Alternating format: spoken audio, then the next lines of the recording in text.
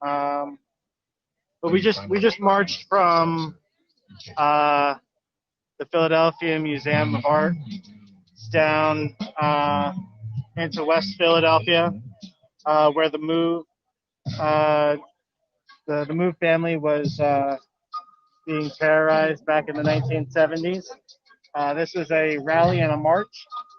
Hello. It's my first time going live. I normally live stream to Facebook, YouTube, Twitch, and Periscope from Restream, but I figured I'd do like the post coverage of the event, just to kind of get Haps running. I'm getting away from the music. It's a little loud. Thanks for tuning in. So essentially, you can actually, yeah, I'll push the camera around. You can see Philadelphia in the background there. So here's the event.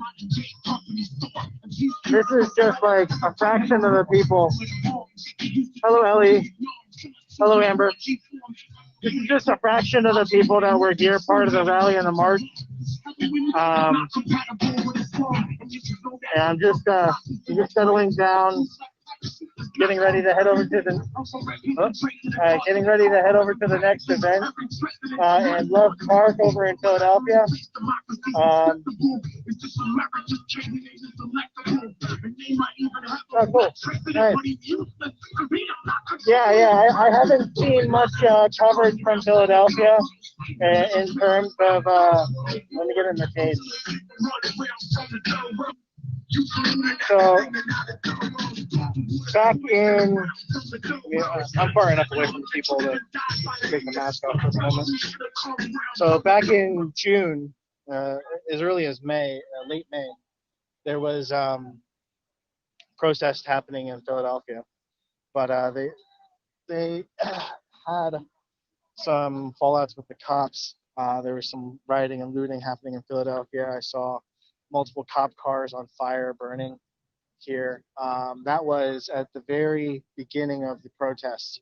Once June 6th happened, once it the one event where people were being tear gassed and pepper sprayed, backed up into a corner in the Philadelphia highway running through the city, where they took over the highway, and then SWAT teams came in to attack them. Since then, there was 100,000 people march in Philadelphia from the Art Museum down to City Hall and back. 100,000 people, completely 100% peaceful, and it's been peaceful since then, June 6th. I've been covering protests since then through my channels. Castable Live on Facebook, YouTube, Twitch, Periscope. Chop, sorry, I'm trying to remember. Oh, yeah. Chop over in, well, what was that? Sorry, I'm trying to remember, because I know there was the occupational protest over in some of the other cities, and there wasn't any over here, right? There is the Philadelphia homeless encampment that I believe is still present. They're demanding housing and funding for that. Yeah, definitely. Please do check it out. Like I said, this is kind of the after event, just trying to put myself out there on Haps, kind of getting this visibility here as well, saying, hey, by the way, I was just streaming. There's a multiple hours long stream of part of the protest from the beginning, the rally that happened at the stairs of the Philadelphia Museum of Art, and then we marched down into West Philadelphia, and we came to this park, and we had more speeches here. Don't expect anybody to watch the entire thing, of course, but definitely trying to put it out there, saying that that's available. I've been streaming for 2 months now. Yeah, thank you for following. And I got Philadelphia in the background there. I'm going to try and catch some public transit into Philadelphia to get to the Love Park, where there's a educators protest for funding and safety in the schools, considering they're trying to talk about opening up lately. the whole conversation nationally about opening up schools and stuff. I everyone's pretty much in agreement that they should be working. They should be uh, doing school from home. We understand that there's still a pandemic going on.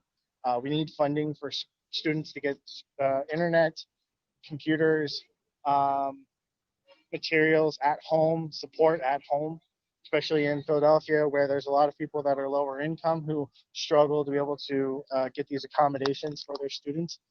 Um, and not to open up the schools and not force students to have to go to school with the risk of getting um, COVID-19 and possibly, if not uh, having an issue with that themselves, passing it on to family members or anything like that.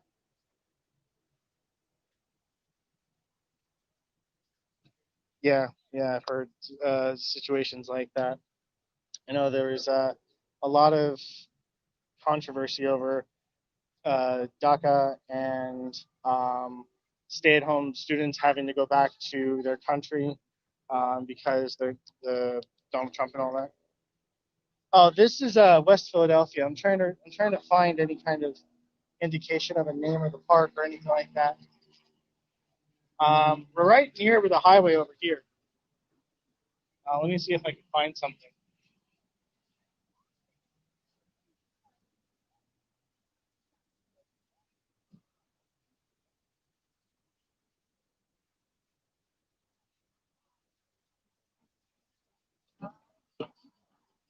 Yeah, there might be a sign here. Let me flip the camera around. Oh, Drexel Park. Yeah, there you go.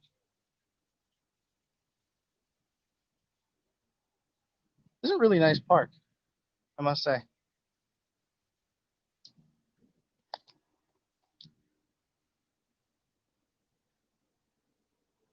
Could take a ride one of the bikes over, but I don't want to exhaust myself on that trying to get over to this. Helicopters above.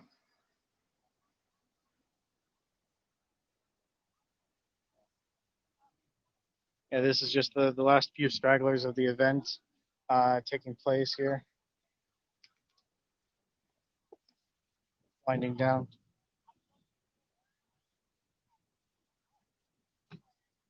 I'm personally, I come down from Norristown. I bought a house up that way for work, but I was living with a friend of mine uh, who lives in Philadelphia, in the Germantown area. Um, I was living with him for about a year and a half, just renting out a room from his because I got work in the area and I was commuting like nearly an hour each day. So I decided I needed to buy a home finally when I got enough income. Are you asking if I'm familiar with University Park? I'm not exactly sure if I am. I'm not very familiar with all the different locations in Philadelphia. I'm fairly newer to the area, especially I don't go out much. These protests have definitely been like my uh, uh, catalyst for going out into Philadelphia on a regular basis each weekend.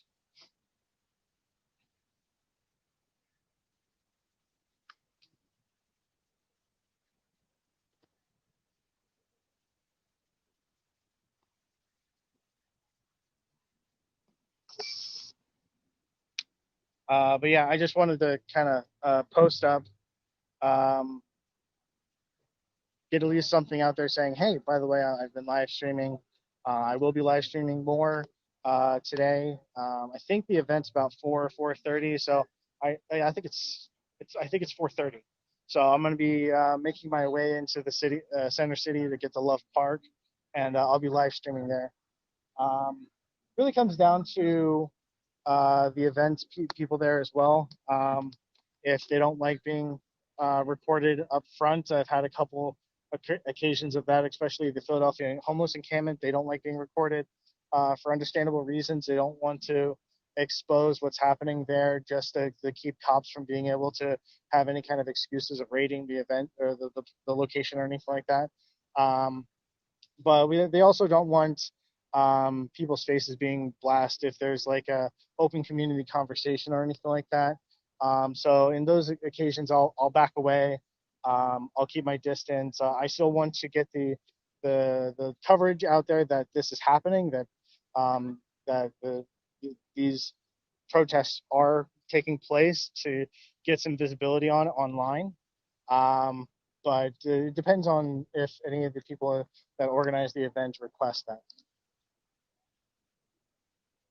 Yeah, yeah, absolutely. I was saying I was seeing coverage of events with like the woke.net uh, people who were collecting different protests on the ground and from news coverages and collecting it all into one stream.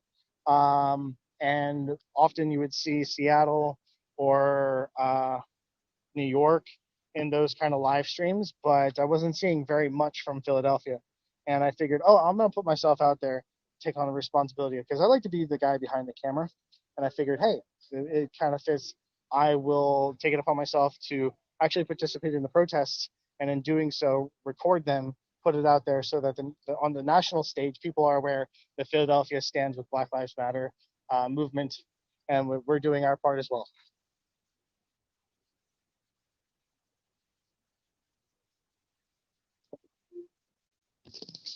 Mm, yep. I got to get my I got to get business cards. I got to get um let's see. I got to make up a logo. I was putting something together, but my friend said he would try and do something as well.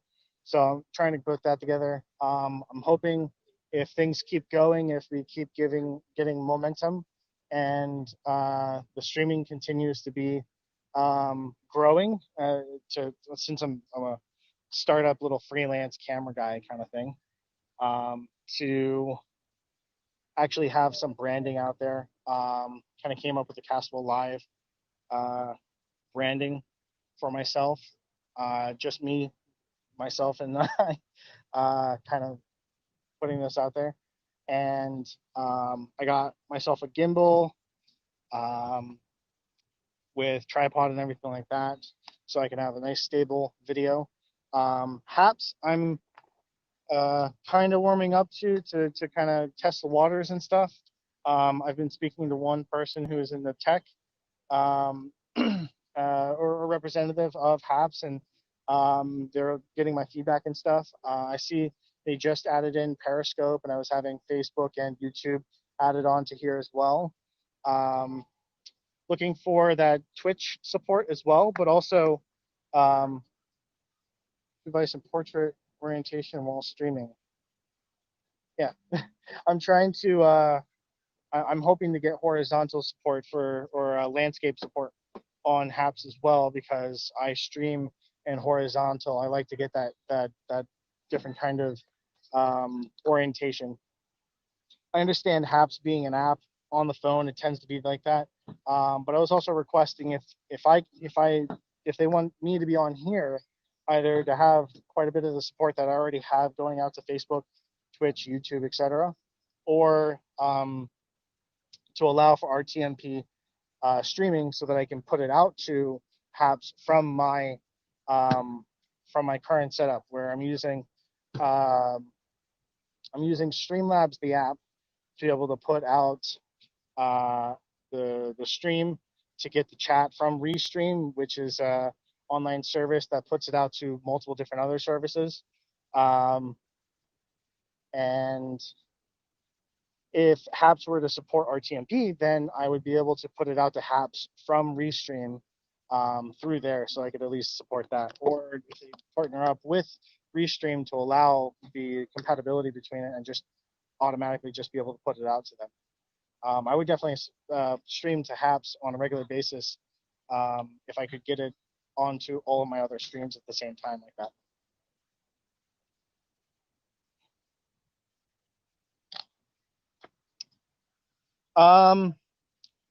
No. So the only way that I've seen you can actually get Instagram working with a multi-stream like that is if you use Yellow Duck, which is this like third-party application that grabs the RTMP information from Instagram's background data and then puts that available for you to put into the system. But you have to do it on a computer, like a laptop or something like that, desktop, because it's not compatible with phone or anything like that.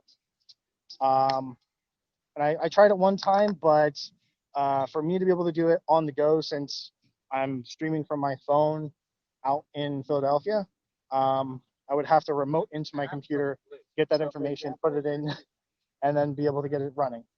It's very not supported right now. Only if you had like a computer at home where you're trying to stream the Instagram from there.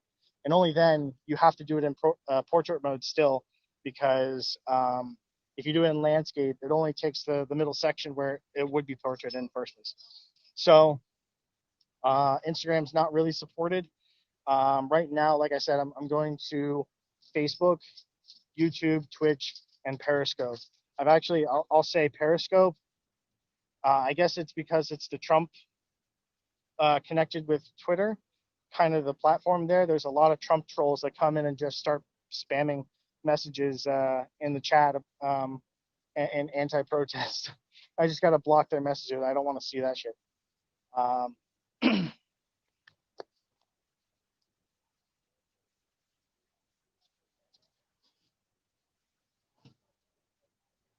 Yeah, I was familiar with Streamlabs because I have the app on my computer where I was streaming video games and stuff. So I was already okay. So I'm familiar with that. The Streamlabs app is actually fairly clunky at times, so I can't say that I'm very uh, uh, what's the word? Um, attached. I'm not very attached to the app, um, but it does fill my needs. Yeah, especially when you're trying to stream from mobile. Like if I were to attempt to try and block those people, I'd have to go into that respective app that they're commenting from, find them, and Periscope doesn't even do very well, where I'm joining my own stream, but I don't know if I'm actually like joining as the uh, moderator of that stream and being able to pick specific people and block them. It doesn't seem to work like that. So it's difficult to actually block people on there. Really, I just have to ignore them, and eventually they'll go away since they're not getting the attention.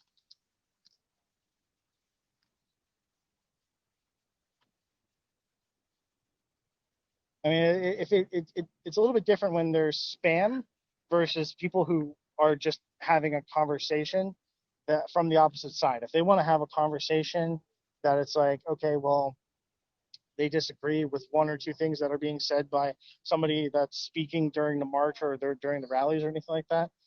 If it's after the event and they're saying, oh, it's Marxist or something like that, I'm like, well, I'm not going to really entertain the concept of uh, the Marxist movement or anything like that taking over Black Lives Matter. That's ridiculous. Um, at the same time, I just be able to represent myself, stand up for myself, um, put out what I think. I'm fairly moderate, fairly um, reasonable person to be able to have a conversation with these sort of situations, to convince people to understand the position that I'm coming from. Um, so having a conversation with them, I'm more than welcoming to have a conversation with viewers on the stream when it's not recording people speaking or anything like that. Just to kind of clear the air on anybody who's willing to listen on that end.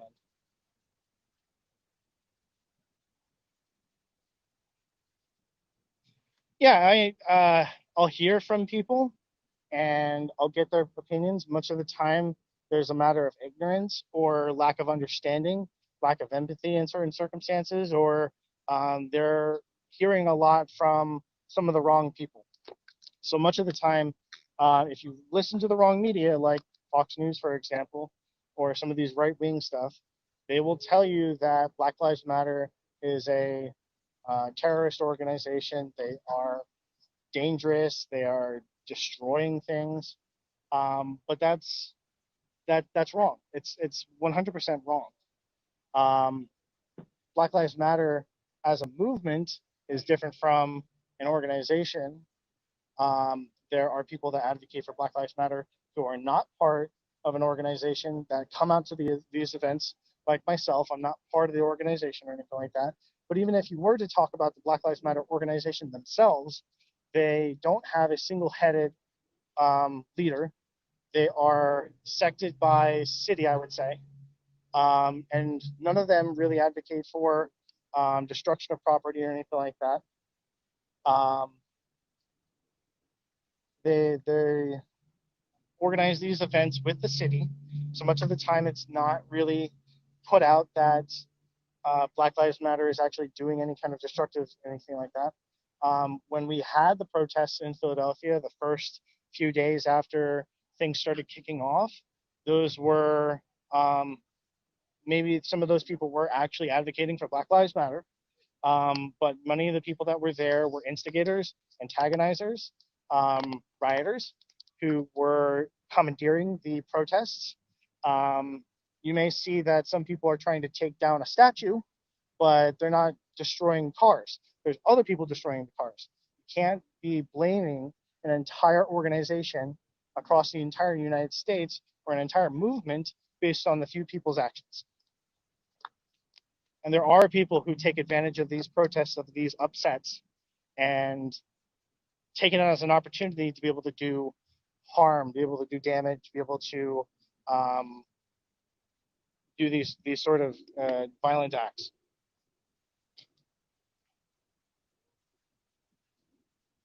Yeah, I did hear there's a lot of events where people are coming out from outside of the city to do damage in the city, which is just baffling to me. It's ridiculous. It's infuriating. And I mean, a lot of the time, like the videos I've seen online, demonstrating what was actually happening on the ground, recorded not by the news or anything like that. The news will do this from a helicopter. They'll do this from one camera guy somewhere in the city who will capture specific moments. But much of the time, you'll see from protesters on the ground who actually capture what is happening. And when you see that, a lot of the time, the people who are actually looting, doing damage to businesses and such, rioting, they're white people. um, or they are uh, not part of the actual Black Lives Matter event. They'll come in as completely independent people, just trying to do damage and trying to do bullshit like that. And it's a shame. It's really infuriating because they're commandeering the event. They're doing something on behalf of, or they're doing something because of the Black Lives Matter upset, and they're ruining the image. Um, and you will see in some of these videos that Black Lives Matter protesters, people, organizers, event heads are actually trying to counteract that happening. They're trying to stop them from doing it, but they don't have the power. Where they're standing there and they can't just start attacking these people. They have to take a step back, or they have to speak out. But you really can't stop these people once they start getting riled up and doing the damage like they are. It's a damn shame. And you'll see things like in Chicago, I think it was. I don't quote me on that because I can't be completely sure. But if you go to there was a one event I saw videos for where protesters in Chicago, I think it was, there was a small group within the march where they went into the park. They went to attack a Columbus statue there, and cops were defending the statue, and the protesters, those specific rioters, those attackers for that statue that were there for a purpose, um, they attacked the cops. They had shields and stuff like that to be able to defend themselves. They were organized, but it was a specific group within the march. It wasn't the actual march as an entirety. There was a subsect that was actually intending to do this. And whether it was just simply to be able to tear down that statue, which personally on my account, I do agree that Christopher Columbus, from what I've heard on the accounts of what actually happened in the past, doesn't deserve to have statues up across the United States. There just needs to be a shift in understanding in the history that is attributed to Christopher Columbus and other people who colonized America in those times. But in these certain circumstances, we don't have to really specifically be talking about Christopher Columbus, but yeah, opportunist. But we need to be talking about the fact that there are specific organized small groups within the protests that are destroying the image of the protests. Thankfully, like I said, Philadelphia has been 100% peaceful, which is great. I mean, from my perspective, I don't really have a lot of coverage to do that. I'm just showing that people are speaking, marching, protesting, have the signs out and stuff like that. There's not much else to capture as far as violence goes, which is a good thing. But from trying to get these sort of situations captured, it's unfortunate that there are things happening in New York, Chicago, Washington, D.C. that are absolutely ridiculous, that are unprovoked violence against protesters by police, by federal officers, etc. And getting that coverage, I wish I was there, because I actually want to put this out into the world as another camera showing what is happening. There is no reason for people to believe that I would be any kind of antagonizer or anything like that. So having somebody who is no reputation, no history of doing violence or advocating for anything like that, coming in and recording this and showing this is a non-biased account of what is happening. Just like there's legal observers that come to these marches and rallies, somebody with a camera on the ground saying, look at what's happening, this is not okay.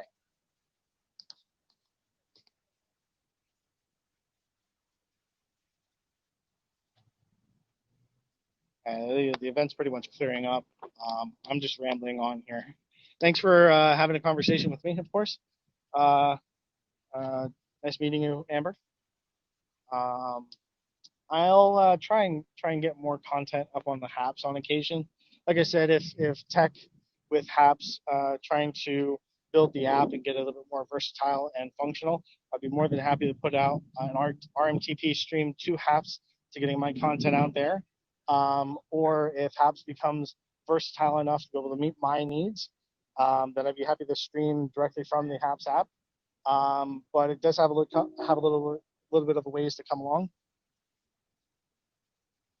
But yeah, for now, I can definitely do streaming either before an event or after an event to just kind of say, hey, I was streaming.